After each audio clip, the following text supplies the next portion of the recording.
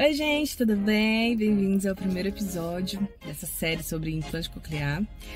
E eu tô muito emocionada, acabei de sair aqui de uma consulta com a fono para avaliação, né, pré-cirúrgica, onde que eu pude ver, escolher, pegar, né, nos aparelhos e ver qual vai ser o melhor, né, pra mim. Foi muito legal, a doutora Fernanda maravilhosa. Fiz uma série de perguntas para ela que ela me respondeu. E não só isso, gravei para vocês também terem um gostinho de saber como que é o implante coclear, como que coloca, como é, né? Porque às vezes o pessoal não sabe nem como é que é, porque é um negócio tão caro, tão intocável assim, que o povo nem sabe direito como é que é. Então eu vou mostrar para vocês os materiais e tirar algumas dúvidas também, que assim como eu tenho certeza que muita gente aí deve ter também. Eu falei que vocês iam me acompanhar nessa jornada toda e vamos lá, primeiro episódio, tá muito legal, acompanha aí.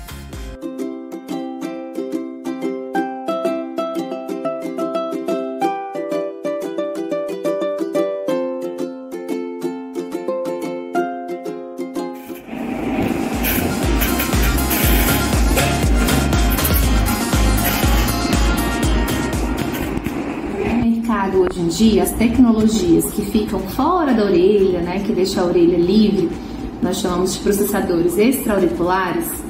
Nós temos o Kanso 2, que é um processador da marca Cochlear, uma marca australiana, e é o mais novo da marca, né, nessa função, dessa opção fora da orelha. E da Medel também, que é uma marca austríaca, temos a opção do Rondo 3, que é a versão atualizada do Rondo 2, que é um processador também mais novo do mercado, da marca, com relação a ficar fora da orelha.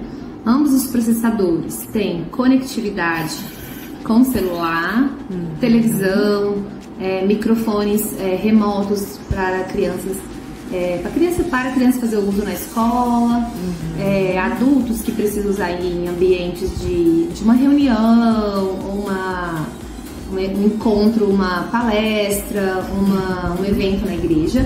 Então tem a opção dessa questão da conexão também. A bateria dos dois é uma bateria que fica incorporada dentro da peça, né? Então ela é uma peça única, não tem cabo e não precisa fazer troca das baterias. Então todos os dias à noite, vou colocar a opção aqui do Kanso, você vai colocar o processador dentro da base. Ele vai carregar, vai fazer o papel de desumidificação e você vai dormir. No outro dia você vai acordar, retira o processador e já acopla diretamente na região do ímã, né? Certo. Na região da sua cabeça. Então, ele vai já ligar automaticamente. Certo. Um protótipo de um eletrodo mais antigo, mas aqui só para você entender o funcionamento, né? Então aqui tem um ímã interno, tem esse chipzinho que nós chamamos de receptor estimulador e tem o feixe de eletrodos, né? Que seria nessa região, que o médico o cirurgião vai fazer a inserção dentro da cóclea. Acho que aqui no da Medel você consegue ver. Então aqui tem o feixe de eletrodos. Certo. Então cada marca tem uma quantidade específica de eletrodos. Então, por exemplo, aqui na Medel nós temos, fomos contar 12 eletrodos, 12 pares de eletrodos, e na Cochlear temos 22 eletrodos, tá? Certo. Então, nessas versões mais atualizadas dessas marcas, de ambas as marcas, que você optou, né, processador extra-auricular, são compatíveis com uma ressonância magnética de até 3 Tesla. Então, legal. Se você precisar de fazer uma ressonância, for submetida a esse procedimento, você vai avisar o médico, o cirurgião, e ele vai te fazer as orientações necessárias, mas você vai poder ser submetida a esse procedimento, tá? Certo. Todos os dois processadores também têm opção de capinhas para nadar, tá? Então, você pode nadar com ele até 3 metros de profundidade. São capinhas que você precisa fazer a troca com o tempo de uso, mas que são capinhas que são super resistentes, né? Não tem problema nenhum. Alguns pais, alguns pacientes ficam com medo, mas você pode fazer o uso dessas capinhas sem nenhum medo e pode usar em uma atividade aquática, né? Então, uma atividade, um momento de lazer com a família na piscina e na água. Muito bom. Então, nós temos a cor preta, marrom e bege. Você pode optar pela escolha. Preto, marrom, e tem opção também das capinhas, no caso de criança, para você fazer a troca das capinhas. Então, ambos os processadores, eles têm, como eu falei, questão da conectividade, eles têm os aplicativos específicos da marca, que você vai ter no seu celular, e você vai poder fazer troca de programas, para você ir melhorando com relação à audibilidade. Tem opção de trocar, aumentar e diminuir o volume se você estiver em um ambiente e o som não estiver tão confortável. Outra pergunta, doutora, por exemplo, eu canto, sabe? E uma das minhas maiores dificuldades, meus maiores medos de fazer o implante era justamente da captação do som na hora que eu for cantar, porque eu tenho uma percepção do som interno, né? Então eu escuto, eu consigo ouvir muito bem o que eu estou cantando, como se eu estivesse, tipo, tapando o ouvido e me escutando. Então eu acho que é por isso que eu consigo ainda ter uma afinação que eu tenho. Não sei como, mas deve ser por causa disso, né? Com o aparelho, eu vou conseguir captar esses sons, assim, e conseguir afinar, ou vou ter um período de adaptação aí bem complicado. Como funciona isso para pessoas que cantam? Então, você vai passar por um período mesmo, assim, de adaptação. No caso, a gente sempre encaminha os pacientes para uma terapia fonoaudiológica, a gente conseguir melhorar o acesso e o desenvolvimento dessas habilidades auditivas que você vai adquirir com o uso do implante coclear. Então, o profissional, o terapeuta que vai te atender na terapia, ele vai sempre estar avaliando na terapia, e a gente sempre fala que é uma terapia diagnóstica. Então, o profissional vai falar: olha, Emily, hoje você conseguiu ter acesso melhor a esses sons, hoje você já começou a conseguir escutar um som mais agudo, que você não tinha tanta experiência. Você às vezes já conseguiu começar a falar o telefone, que é uma habilidade mais específica, sabe? Uma outra fono que eu fui também, ela falou que eu ia ficar com a voz mais digitalizada.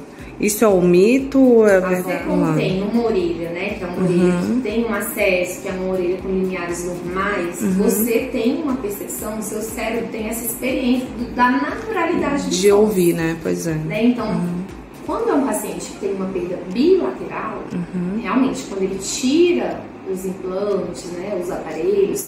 Eu sempre me achei uma pessoa até bem adaptada, justamente por ter ouvido, e também por ter sido quando eu era criança, né? Sim. O que quer que seja que me fez ficar surda, eu tive ainda essa experiência de ouvir. Então, eu sinto que eu tenho uma boa percepção. Eu acho que, como eu não escuto totalmente de um ouvido, o implante coclear vai ser muito interessante pra mim, né? De poder ouvir totalmente de um ouvido. Uma dúvida que eu tinha também é se eu podia tirar o processador externo e ouvir como se eu estivesse ouvindo agora, por exemplo, né? Voltar a ser normal, como eu escuto hoje, se eu tirar ele do ouvido, porque ele é um imã, né? Que ele acopla na cabeça. Isso. Então, eu tinha essa dúvida, se eu tirando ele, eu conseguia ouvir igual eu tô ouvindo agora. Então, só voltando aqui no componente interno, que é a parte que o cirurgião vai inserir no ato cirúrgico. Aqui tem o imã interno e no processador de fala tem um imã externo. Esse imã externo, ele vai se conectar ao imã interno e com isso vai acontecer a transmissão do som e o acesso diretamente o feixe de eletrodos vai receber esses sons e com isso o seu cérebro vai ter experiência de som. Então a gente precisa que esse componente externo esteja funcionando, por exemplo. Então se eu tirar ele, eu fico do jeito que eu tô hoje? Vai continuar com a perda auditiva. Ah, interessante. Por exemplo, se eu tiver sentindo muita sensibilidade e quiser voltar do jeito que eu estou hoje, eu consigo tirar e ficar normal. Muitos pacientes optam principalmente por essa questão do zumbido incapacitante. Isso. Então, assim, é o que isso atrapalha muito a qualidade de vida do paciente. Então, a gente sempre fala que o implante ele não vai auxiliar só na demanda auditiva. Em tudo, né? Então, assim, vai mudar a sua qualidade de vida. E mudando a qualidade de vida, o seu acesso ao auditivo vai melhorar também. Porque você vai ter um dispositivo eletrônico que você vai estar conseguindo aí, né, permitir com que tenha acesso a todos os sons do ambiente. Com relação, você falou, vou estar escutando muito. Isso Tudo isso é quando você tem uma boa programação do implante coclear, um profissional que consiga te oferecer um acesso e um conforto, principalmente nesses primeiros meses, você consegue manter esse uso efetivo, juntamente sendo acompanhado com esse profissional da terapia. Então, realmente, o seu cérebro vai ficar comparando o som que você tem natural das suas células ciliares e o som biônico que você tem do outro lado. Certo. Então, é um processo que, se eu falar pra você, é muito fácil, não é fácil, né? Existe uma adaptação, uma equipe envolvida, trabalhar suas expectativas para você conseguir ter esse acesso ao benefício, mas os pacientes que nós temos com perda unilateral, eles estão muito bem adaptados, estão muito felizes com a indicação.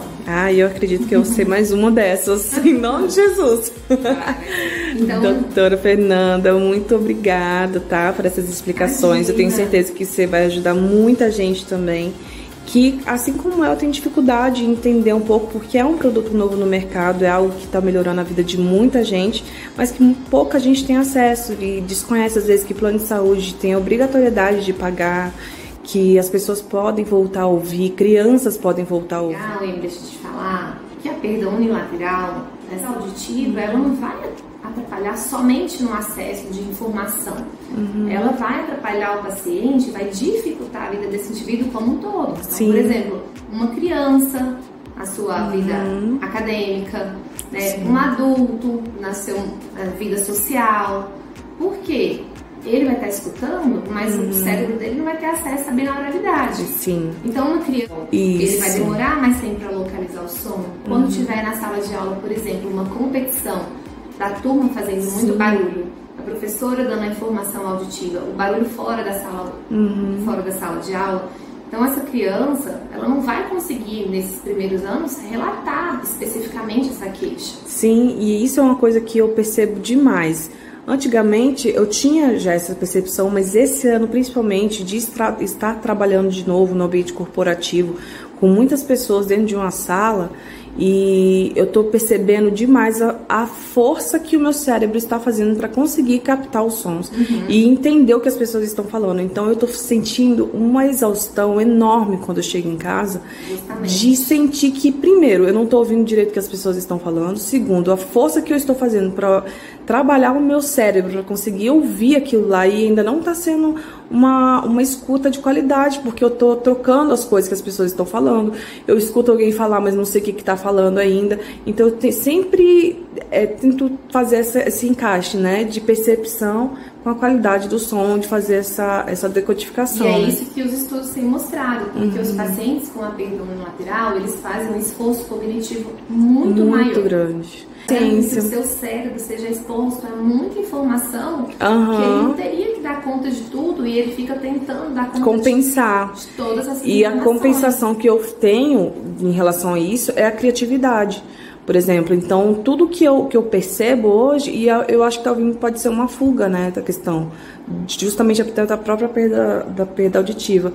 Eu capto aquilo ali e eu passo muito tempo pensando comigo mesmo. Então, meu cérebro parece que está raciocinando muito mais rápido internamente do que muitas pessoas. Então, por exemplo, eu posso não ouvir, posso não falar direito o que eu estou pensando, mas no meu cérebro eu estou fazendo milhões de coisas que eu consigo passar por um papel, que eu consigo passar por uma arte, que eu consigo fazer com a criatividade, de pensar coisas diferentes do que as outras pessoas estão pensando. Que eu acho que também foi um exercício cerebral que eu fiz ao longo dessa minha jornada aí de muito exercício cerebral. Várias estratégias compensatórias. Né? E é uma coisa que eu tô fazendo na captação hoje. Porque era uma coisa que eu não tinha essa percepção quando eu era criança. Eu pensava que eu era lesa mesmo. Eu achava que eu era aquela que ficava pra trás mesmo, porque eu não entendia dessa forma. E hoje eu vejo que esse esforço que eu tô fazendo está me ajudando de um lado, e eu com o implante com certeza vou conseguir colocar muito mais coisas do que está aqui na minha cabeça pra fora, né? Isso. E assim, parabéns por você levantar essa bandeira da perda unilateral, né? Eu tenho certeza que muitos pacientes ainda vão se beneficiar dessa tecnologia. A gente só sugere que estejam realmente em serviços que tenham, né, essa experiência para ajudar o paciente como um todo, né? E com acompanhamento, né, fonoaudiológico, que faz toda a diferença. Tanto com principalmente na perda no lateral, trabalhar muito questão de expectativa com o psicólogo. Sim, verdade. A questão da terapia com o cirurgião, então todo esse é um time, né? Tá certo. Muito obrigada, doutora Fernanda. Obrigada. E aí, gente, gostaram do vídeo? Gostaram das explicações que a Fono deu? Foi muito bom ter ido lá, ter tirado algumas dúvidas que eu tinha há muito tempo, mas que ainda não tinha tido a oportunidade de ver o equipamento, de poder escolher, de poder ver qual ficaria melhor para mim, as opções que nós temos no mercado hoje.